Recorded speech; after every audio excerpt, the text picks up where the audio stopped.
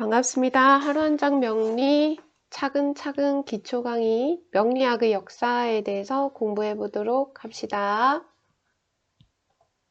자, 오늘부터 스텝 3라고 달고 이제 강의를 찍기 시작할 건데요. 지금 보시는 게 스텝 0였죠. 그래서 우리가 한자, 만세력 보기, 60가자와 상생상극, 그리고 궁에 대한 간단한 이해와 청간, 지지에 대해서 스텝 0에서 간략하게 살펴봤습니다. 그리고 스텝 1에서 조금 어려운 내용들을 했었단 말이죠. 자, 지장 간의 이해부터 시작해서 방합, 삼합, 지지 합들과 좌우묘유 인신사의 진술충미, 형충회합파해, 그리고 사명과 형파해, 청간의 생극제와 통근과 투간까지 이야기를 했었네요.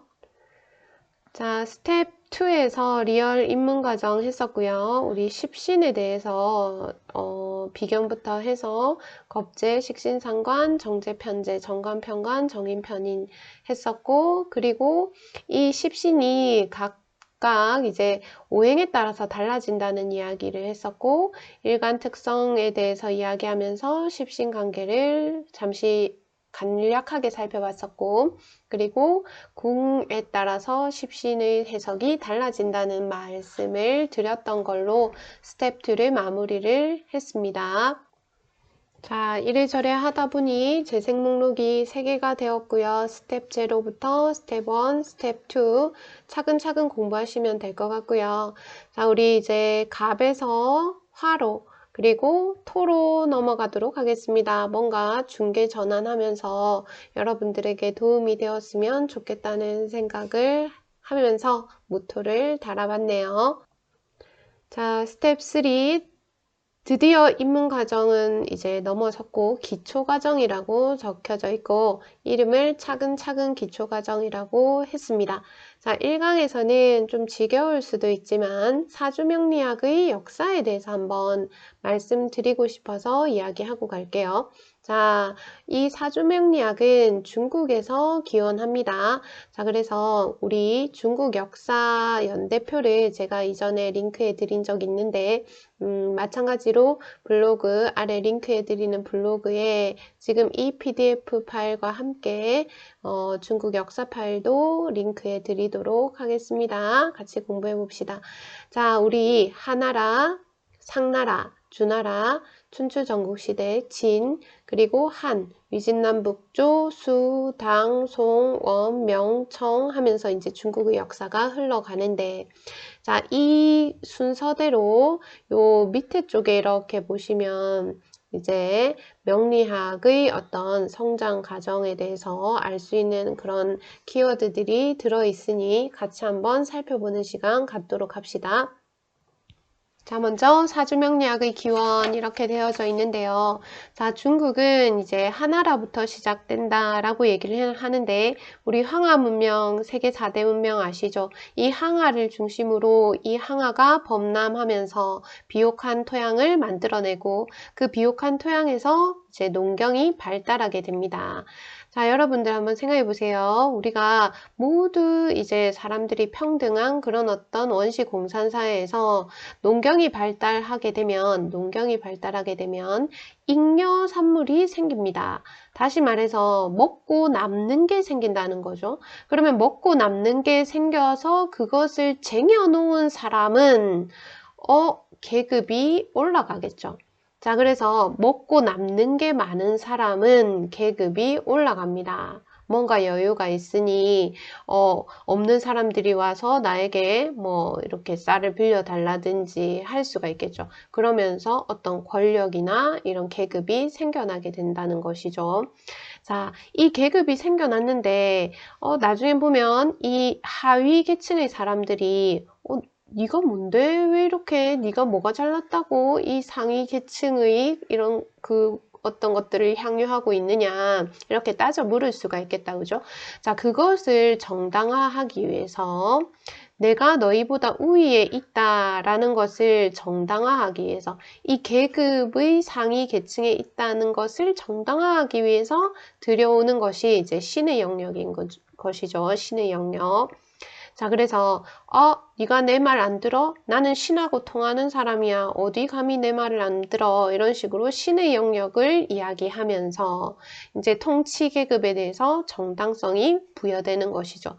자, 이러면서 우리가 신화 같은 이야기들이 등장합니다. 자, 그래서 중국의 신화를 한번 보면 중국의 방고신이 천지를 창조하고 그다음 뭐 삼황오제가 있고 하는데 이 삼황오제 시대를 이제 중국의 신화 시대라고 얘기를 하는 거죠. 그래서 중국의 어떤 고대의 중국 전설 속의 제왕들이죠. 그래서 삼황 해서 천왕, 지왕, 인왕 이렇게 얘기를 하는데 이 중에서 인왕을 우리가 황제라고 얘기를 하기도 합니다. 그래서 어떤 중국의 문헌에 보면 이 항제 때 이제 대요가 60갑자를 만들었다. 뭐 이런 글들이 있거든요. 그러니까 60간지를 사용하고 뭔가를 점을 통해서 운명을 추론하려고 하고 추명하려고 하고 그리고 앞으로의 길흉하복에 대해서 점치려고 하고 하는 그런 어떤 인간의 이 본능이라고 해야 될까요? 그런 것들이 이 황하문명, 그러니까 우리가 역사시대 이전의 어떤 신화에서도 이야기 거론되고 있다라는 것을 알 수가 있네요. 자, 어쨌거나 이 중국의 최초의 국가는 이 하나라라고 얘기를 하는데, 자, 하나라 다음에 상나라입니다. 상나라. 상나라는 재정일치 시대다. 이렇게 되어져 있죠. 자, 이 말은 이제 정치와 이 제사, 그러니까 신과 이 정치 권력이 일치하는 사회를 생각하시면 될 것 같습니다. 그래서 신권 정치라고 되어 있는데 우리가 은나라 이렇게 이야기를 많이 하죠. 그 이유가 이 상나라의 수도가 은허였고 은허에서 유적이 발굴되면서 이 상나라가 있었다라는 게 이제 역사적으로 증명된 것이죠. 그래서 은나라라고 얘기를 많이 하지만 실은 상나라다라고 생각을 해 두시고요. 자, 이 은허의 유적에 갑골 문자가 나옵니다. 여러분들 이 갑골 문자는 상당히 중요한 의미를 가지는데 이 거북이 껍질을 이제 불에 태워서 이렇게 갈라지는 모양을 보고 상이죠. 모양을 보고 점을 친 기록이 있다는 것이죠. 자, 그래서 이 모양으로 점치는 시대 그리고 주나라가 됩니다. 자, 봉건제 사회 이런 것들은 그냥 관심 있으신 분들은 읽어보시고 우리 지금 명리 기원에 대해서 얘기를 하니까 자, 이 주나라 때는 점을 치는 관직이 아예 있었던 거예요. 관리가 있었어요. 사관이라고도 얘기를 했고 그리고 시초라는 풀을 규칙에 따라 분배하고 계산해서 점을 칩니다. 그러니까 수를 가지고 오는 거죠. 자, 그래서 우리 상수 역학 자, 그래서 시초점이라고 얘기를 하는 이런 점들이 발달하게 됩니다. 자, 춘추 전국 시대가 되면 제자백가 들어보셨죠? 그래서 이 제자라 함은 우리가 아는 뭐 공자, 맹자, 순자, 노자 그리고 백가라 함은 뭐 유가, 도가, 묵가, 법가 뭐 이런 학술유파들을 얘기를 하는 것이죠. 자, 그러면 이때 공자 많이 들어봤다, 그죠? 자, 공자는 혹시 위편삼절이라고 들어보셨습니까? 그러니까 주역을 상당히 즐겨 읽었다라고 이렇게 이야기를 하고 있고 책 가죽끈이 3번 끊어졌다 이런 뜻이잖아요. 자, 그래서 이 공자도 점을 쳤다 뭐 이런 기록이 라고 얘기를 합니다. 자, 여기서 이렇게 보면 이 공자 같은 사람도 점을 쳤다고? 자, 우리가 점이라든지 내지는 어떤 명리라든지 오행이라든지 이런 것들을 상당히 터부시하고 미신으로 취급하는 그런 경향이 많은데 그것은 우리가 서양 중심의 어떤 그런 그 교육 이런 것들을 받게 되면서 이 동양 중심의 사고방식을 아예 배척하는 그런 모습들을 통해서 우리가 이런 것들을 아예 미신 취급 해오지는 않았나 이런 생각을 한번 해볼 필요가 있다는 것이죠. 자, 서양에도 사원소설이 있습니다. 지수하풍 해서 타로점 아시죠? 타로점은 이 사원소설에 근원해서 그 이야기를 하고 있는데 자, 서양은 이런 사원소설 이런 것들을 상당히 좀 이렇게 과학적으로 보고 있다는 거죠. 근데 우리가 얘기하는 오행 이런 것은 마치 미신인 것처럼 여겨지는 이런 것들이 우리가 서양 중심의 교육을 받았기 때문이 아닌가 이런 생각이 들고요. 뭐 플라톤이나 이 고대 철학자들, 서양의 철학자들도 점이라든지 이런 것을 보는 것, 그러니까 미래에 대해서 예측하는 것, 추명하는 것 이런 것들을 할 수 있는 사람을 상당히 이렇게 대단한 지혜를 가진 사람이라고 이야기를 하고 있다는 것이죠. 그래서 우리가 지금 과학이라고 이야기하는 것, 그것의 의미에 대해서 또 다음에 한번 이야기를 해보도록 할게요. 자, 어쨌든 이 천인가문론에서 이 시기에는 사람은 하늘의 축소판이다 라고 생각을 했나 봅니다. 자, 그리고 진나라는 법가 사상을 바탕으로 이 제자백가에서 법가를 딱 채택해서 중국을 통일하게 되는 것이죠. 자, 그러면 사주명리학의 기원 여기까지가 이제 기원이 되는 것이 요런 이야기들이 있었다. 육식갑자의 그러니까 그러니까 청간과 지지 그 글자들이 쓰이고 있었다. 그리고 사람들의 어떤 추명에 대한 그런 어떤 그 기대감이 있었다. 이런 것들을 기억해 두시면 좋을 것 같네요. 자, 다음으로 사주명리학이 잉태되는 시기를 한번 보도록 하겠습니다. 자, 한나라는 크게 전한과 후한으로 나뉜다라고 얘기를 하는데 우리 여기 동중서가 유학을 발전시킨다 이런 내용도 적혀져 있다. 그죠? 이 한나라에 대한 설명에서.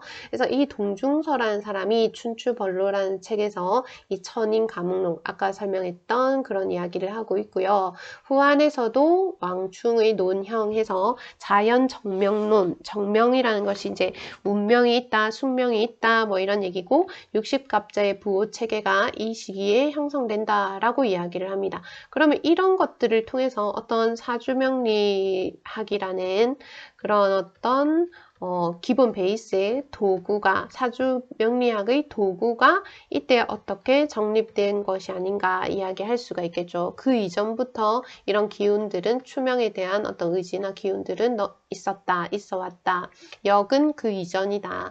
자, 그리고 위진남북조 시대 그리고 수나라 때 소길이 오행대의라는 책이 있습니다. 자, 이것은 이 한나라 때부터 쭉 내려오던 300년 이상 이렇게 누적된 이 오행에 대한 학설을 이제 집대성한 책이라고 생각하시면 됩니다. 그래서 이 책에 보면 십간에 대해서라든지 아니면 우리 12지지 있죠. 12지에 대해서라든지 그 오행과 그 오행의 상생상극에 대해서 그리고 합평해 뭐 이런 것들에 대해서 이 수나라 때 이야기하고 있다는 겁니다. 우리가 스텝 1에서 형충파해 막 이야기했던 것들 있죠. 그리고 10간과 12지에 대해서 이야기했던 것들의 기원이 이렇게나 오래되었다라는 것을 아시면 조금 우리가 이 공부를 함에 있어서 조금 더 진지하게 이야기할 수 있지 않을까. 자, 우리가 이거 학술이라는 이야기를 많이 한다, 그죠? 이 명리학을 학문으로 접근할 것인가, 술수로 접근할 것인가. 사실은 이것도 중요하고 이것도 중요하다는 것이죠. 그래서 이 배움을 바탕으로 이것을 이렇게 운명에 적용해보고 또 그 적용을 바탕으로 이 학문이 발전할 수 있는. 그래서 지금 보시면 요즘에 이 명리학이 어떤 정규 교육과정에 들어오기도 했고 그리고 상당히 학문으로 가려고 하는 그런 어떤 노력들이 꾸준히 전개되고 있다라는 것을 조금 알고 계시면 좋을 것 같습니다. 자, 이제 드디어 사주명리학이 등장한다라고 적혀져 있는데 우리 크게 사주명리학의 어떤 역사를 바라봤을 때 고법시기, 신법시기, 심화시기 그리고 근대로 나누어서 살펴봅니다. 자, 1번, 2번 이야기했던 거 크게 중요한 거 아니고요. 3번부터 한번 눈 크게 뜨고 한번 봐주시면 좋겠어요. 자, 당나라를 우리가 고법시기라고 얘기를 하는데 자, 이때는 우리 한자, 율령, 유교, 불교 이게 동아시아 문화권의 공통점이잖아요. 자, 그리고 이때 문화가 상당히 발달했습니다. 자, 이때 어떤 이허중이란 이어중 명서에서 연주 위주로 우리 사주가 있다 그죠? 그 중에서 연주 위주로 사주 구성하는 것에 대해서 이제 체계를 만들어내는데 이것을 우리는 고법식이라고 얘기를 합니다. 자, 그래서 그런 사주 체계를 당사주다라고 얘기를 하는 거죠. 그래서 신사를 보거나 하는 것들을 알 수가 있어요. 그래서 이어중은 보면 연주에서 연간은 어떤 천원이라고 얘기를 했고 하늘이다 그죠? 그리고 연지는 지원이라고 얘기를 합니다. 땅이라는 것이죠. 그래서 천원을 통해서 북이나 벼슬, 자리 이런 것들을 유추해 볼 수가 있고 지원을 통해서 운의 움직임을 알 수 있다. 이렇게 얘기를 하고 있습니다. 자, 그러니까 자 여기서부터 뭔가 이렇게 체계가 살짝 잡히고 있는 것인데 자, 송나라 때 이 당과 송 사이쯤에 서자평이라는 사람이 살았을 것이라고 유추하더라고요. 이 사람의 어떤 생물학적 그 연대 이것은 잘 이렇게 기록이 남아있지는 않는데 이 서자평이라는 사람이 사주명리학에서 아주 중요한 사람입니다. 자, 이 신법 체계를 만들게 되고 자 이때부터 일간 중심, 일간이 나라고 했잖아요. 기억나십니까? 연주 위주가 아니라 일간 중심의 사주 이론을 만들어내게 되는 것이죠. 자, 이 송나라는 요런 거 한번 그냥 송나라의 특성에 대해서 한번 이렇게 보시면 될 것 같고 그리고 이 서대승이라는 사람이 연애자평이라는 걸 씁니다. 그러니까 이 자평의 어떤 신법 체계를 아주 5권으로 이렇게 꼼꼼하게 이제 책으로 정리한 것인데, 자, 이 책에 보면 육신의 체계, 육친 있죠, 육친. 우리 앞에서 했던 육신, 육친, 이런 것들, 그리고 그런 것들의 생극, 재화, 그 다음 신강, 신약, 격국, 이런 것들이 이 책에 다 적혀 있다는 얘기죠.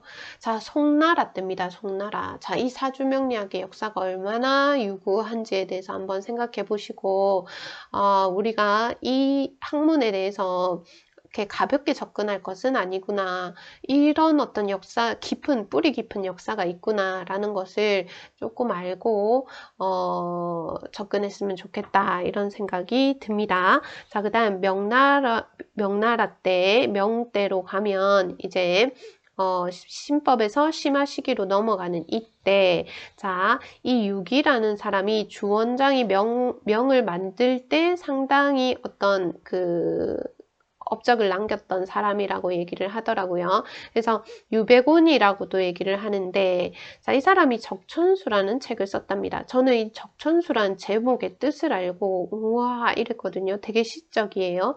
이 적천수가 이제 이게 물방울 적자, 그 다음 하늘 천자, 그 다음 뭐 우리 진수, 정수 할 때 숫자 쓰죠.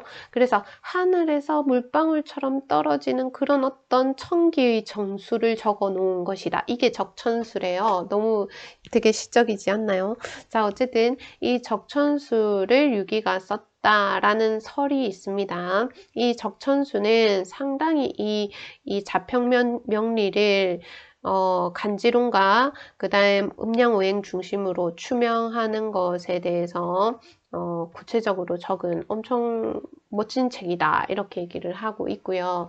그리고 삼명통해가 이때 또 명나라 때 이제 지어지는데 이 만민영의 삼명통해는 12권으로 되어 있고 거의 이 명리의 백과사전이다. 명리대백과다 이렇게 얘기를 하기도 합니다. 자, 그 다음 청나라 때를 우리 심화시기라고 얘기를 하는데요. 자, 이 청나라 때 보시면 많은 책들이 이렇게 적혀져 있죠. 진소함의 명리학원, 심효천의 자평진전, 그리고 궁통보감, 임철초라는 사람이 자 이때의 적천수를 이제 주석을 단 것들 이런 책들이 청나라 때 나오게 됩니다. 그리고 근대의 명리학자들을 보시면 설하고 원수산, 위천리 이런 사람들이 상당히 유명한데 이 적천수에 대해서 많이 다시 쓰고 있죠. 이게 이 임철주의 주석을 다시 보완한다든지 아니면 자기가 직접 그 주석을 단다든지 이런 식으로 적천수에 대해서 이야기를 많이 하고 있고, 그리고 자평명리에 대해서 계속 얘기를 하고 있습니다. 궁통보감에 대한 해석서도 있고요. 그래서 지금 설하고 같은 사람은 이제 진짜 이 명리학의 발달에서 중요한 인물이죠. 이 설하고는 진짜 중요한 책이 뭐냐라고 하면 이제 적천수, 자평진정, 궁통보감 이 세 권을 이야기하는 것이죠. 그래서 우리가 이 명리학의 진짜 이 고전에 대해서 이야기를 한다 할 때 적천수라든지 아니면 자평진전이라든지 아니면 연애작평이라든지 아니면 궁통보감에 대해서 이야기를 한다. 자, 요 세 책은 조금 기억을 해 두자 라고 말씀드리고 싶습니다. 자, 그래서 사주명리학이 이렇게 오랜 역사를 가지고 심화되고 발전되어 왔다라는 것을 기억해 두시면 좋을 것 같네요. 자, 그리고 우리가 지금 쓰고 있는 이 명리가 서자평의 자평명리를 기점으로 달라졌다라는 것도 기억해 두세요. 자, 우리나라의 사주명리학을 한번 보도록 하겠습니다. 자, 고려시대에 잡과라는 이런 이제 과거 시험이 있는데, 자, 제가 어떤 책에서 보니까 이 사주, 그리고 풍수, 한의학 이런 것들이 다 잡과에 속하고 있었다. 한의학은 당연히 이제 우리 일반적인 교육과정으로 이제 이 양으로 드러났고, 풍수도 이제 점점 양지로 드러나고 있다. 그럼에도 불구하고 이 사주명리는 학문으로 인정받지 못하고 있다. 뭐 이런 글을 어디서 본 것 같습니다.